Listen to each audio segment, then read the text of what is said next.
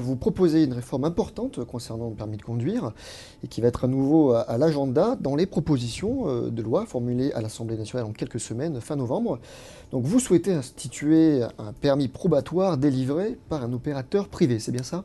Oui, absolument. Le constat, c'est qu'aujourd'hui, le permis ne marche pas. Il y a 2 millions à peu près de demandes de gens qui attendent à passer le permis de conduire.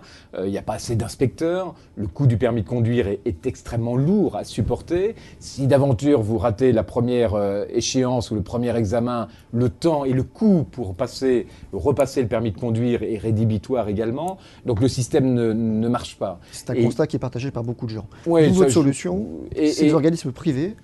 Voilà, alors ma solution est très simple, est de dire on maintient le corps des inspecteurs pour superviser notamment la conduite, mais on fait passer un examen probatoire par un organisme certificateur, comme le contrôle technique automobile par exemple.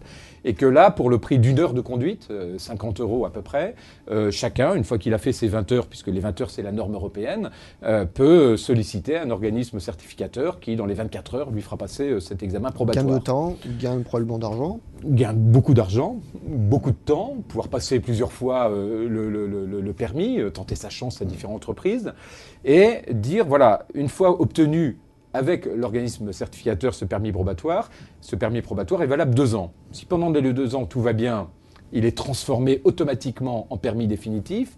Si pendant cette période probatoire, il y a le moindre incident, problème, contravention, infraction au code de la route, alors il est repassé par un inspecteur. Quelle probabilité a ce projet de passer à l'Assemblée nationale ? Écoutez, j'espère qu'il en a un maximum, vous voyez, puisqu'il est à l'ordre du jour. Oui, mais ça, c'est une réponse convenue. Mais... non, c'est une réponse convaincue, vous voyez. Mais non, je pense qu'en tous les cas, il est une contribution pour secouer un peu le cocotier, vous voyez, pour dire, les gars, bougez-vous un peu, parce que on nous annonce des solutions. Alors, il y a des petites sous-demi-mesures qui sont prises, comme baisser un tout petit peu la durée, gagner du temps, accroître un peu les flux. Mais on résout rien, quoi. On résout rien. Rappeler des retraités de la police pour faire passer le code, ça a été annoncé avant l'été. Oui, ça résout rien. Emmanuel Macron irait jusqu'à vous soutenir ?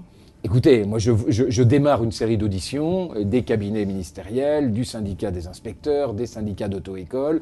C'est dans 4 semaines à l'ordre du jour de l'Assemblée nationale. Ça vient d'être validé. Donc c'est là une PPL qui va être, non pas lettre morte, mais vraiment débattue en commission et dans l'hémicycle dans quelques semaines. Moi j'ai vraiment l'intention de mettre toute mon énergie à convaincre qu'il faut complètement renouveler le modèle, sans remettre en cause le rôle de l'État, le contrôle de l'État, mais en ayant un système extrêmement fluide. C'est l'argument des syndicats, mais la privatisation ne peut-elle pas introduire un objectif de rentabilité qui serait nuisible à l'examen au final ? C'est pas une privatisation. Une privatisation, c'est l'État qui dit, voilà, je fais une délégation de service public, je m'occupe plus de rien, il y a un organisme qui fait tout, et puis moi je passe à autre chose. Là, l'idée, c'est de dire, il y a un acteur nouveau, privé, effectivement, qui est introduit dans le système sous couvert du corps des inspecteurs d'auto-école et des permis de conduire. Et la plupart des pays européens sont dans des stratégies comme celle-là. Et pour autant, j'ai regardé de long en large et en travers les statistiques. Vous voyez, la France, dans son système, n'a pas de meilleurs résultats en termes de sécurité que des pays qui sont allés même beaucoup plus loin que ma proposition de loi en privatisant complètement. Donc je pense qu'il n'y a pas de corrélation. Il y a peut-être un réflexe un peu corporatiste qui est de dire il faut ménager notre profession, ce que je fais dans ma proposition de loi, mais il faut absolument avoir une solution un peu moderne pour libérer un peu ce permis de conduire et répondre à des milliers ou des centaines de milliers de jeunes. On dit qu'il y a en France près de 2 millions de personnes qui conduisent sans permis. Et il y a des gens pour qui le permis de conduire, c'est le passeport pour avoir un boulot. Il y a des gens qui sont à risque tous les jours parce qu'ils sont face à eux quelqu'un qui peut les percuter sans permis de conduire et donc sans assurance. Et donc on ne peut pas. Et il y a urgence sur ce sujet-là. C'est pour ça que je crois qu'il faut être aussi un peu audacieux sur un sujet comme ça.